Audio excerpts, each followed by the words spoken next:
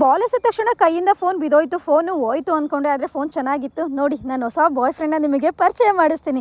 ಇವತ್ತು ಇವಳದು ಬರ್ತಡೇ ಇತ್ತು, ಹಾಗಾಗಿ ಇವಳಿಗೆ ಬಟ್ಟೆ ತಗೊಳ್ಳೋಣ ಅಂತ ಹೊರಟ್ವಿ. ಆದರೆ ಇವತ್ತು ಟ್ರಾಫಿಕ್ ಮಾತ್ರ ತುಂಬಾನೇ ಜಾಸ್ತಿ ಇತ್ತು. ಹಾಗಾಗಿ ಹತ್ರದಲ್ಲಿ ಒಂದು ಡೆಕೋತ್ಲಾನ್ ಓಪನ್ ಆಗಿತ್ತು, ಅಲ್ಲೇ ಹೋಗೋಣ, ಏನಾದರೂ ತಗೊಳ್ಳೋಣ ಅಂತ ಅನ್ಕೊಂಡ್ವಿ. ಇಲ್ಲಿ ನಾವು ನೋಡಿದ್ನೆಲ್ಲ ತಗೊಂಡು ಆಟ ಆಡೋದಕ್ಕೆ ಸ್ಟಾರ್ಟ್ ಮಾಡಿದ್ವಿ. ನನಗೆ ಸೈಕಲ್ ನೋಡಿ ನನ್ನ ಬಾಲ್ಯ ತುಂಬಾನೇ ನೆನಪಾಯ್ತು. ನಾನು ಚಿಕ್ಕವಳಿದ್ದಾಗ ಮನೇಲಿ ತುಂಬಾನೇ ಆಟ ಮಾಡಿ ಸೈಕಲ್ ತೆಗೆಸ್ಕೊಂಡಿದ್ದೆ. ನಂಗೂ ಸೈಕಲ್ ನೋಡಿದಾಗ ಒಂದು ನೆನಪಾಯ್ತು.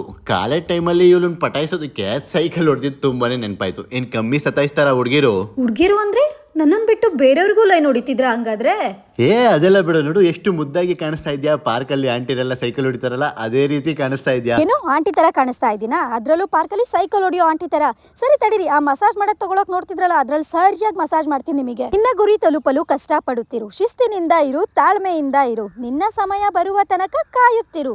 ಸಾಧನೆ ನಿನ್ನ ಕೈ ಹಿಡಿಯುತ್ತೆ, ಸಾಹಸ ನಿನ್ನ ಪ್ರವೃತ್ತಿಯಾಗತ್ತೆ.